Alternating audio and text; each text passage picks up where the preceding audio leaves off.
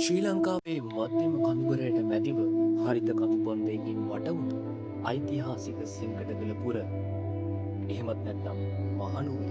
මේ පිම්බිම දෙස ඉහළින් බලා සිටින අතීතයේ අඳුරු ජනප්‍රවාදයෙන් වැසුණු එක් සුවිශේෂී කඳුමුල්ලක් තියෙනවා. ඉතින් මං අද ඇවිල්ලා තියෙන්නේ මුදු මට්ටමේ ඉඳන් අඩි 650ක් පමණ උසින් පිහිටි ඒ කන්ද එදා හඳුන්වන්නේ බහිරව කන්ද නමින්. මගේ නම තිරුවිලිස්.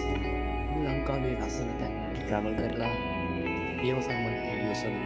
ඉතින් මම හිතනවා කවදා හරි මේ වීඩියෝස් බලද්දී මට ඒවා මතකයක් විදිහට බලන්න පුළුවන් කියලා. මහනුවර රාජධානි සමයේ අවසාන භාගයේ වෙද්දී මිනිස්සු මේ කන්ද දිහා බැලුවේ මහත් ප්‍රීතියක.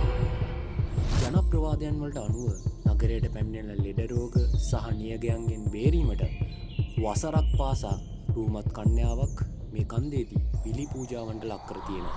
එදා මේ කඳු මුදුන අඳුරු මිත්‍යාවන්ගේ නවාතැනක් වුණා. නමුත් කාලයත් එක්ක මේ අඳුරු සෙවණැලි ආලවකයට හැරුණා. 1970 දශකයේ මුල් භාගයේදී මේ භූමිය බහිරව කන්ද ශ්‍රී මහා බෝධි විහාරය ලෙස මූලික අඩිතාලම වැටුණා. මෙහි වැඩ සිටින අඩි 88ක් උසැති මහා ශ්වේත වර්ණ බුද්ධ ප්‍රතිමා වහන්සේ නෙලා ඇත්තේ ධ්‍යාන මුද්‍රාවෙන්. එනම් මහා සමාධිසුවේ උඩරට හිරුවෙලියෙන් බැබලෙන මේ දැවැන්ත ප්‍රතිමා වහන්සේ මහනුවර නිම්නයේ ඕනෑම තැනක සිට පැහැදිලිව දැක ගන්න පුළුවන්. අද වෙනකොට දේශීය විදේශීය සංචාරකයන් මේ කඳු මුදුනට පැමිණෙන්නේ බියෙන් නෙවෙයි. මහනුවර නගරයේ සුන්දරත්වය, දර්ශනීයත්වය දෑසින්ම දැක බලා ගන්නයි.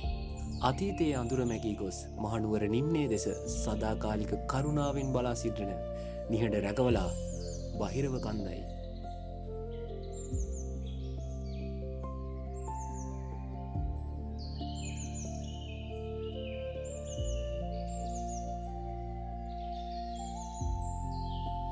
එහෙනම් මේ වගේ තවත් ලස්සන වීඩියෝ එකකින් ආයෙත් දවසක හම්බෙමු. ඔබට එතකන් සුබ දවසක් වේවා.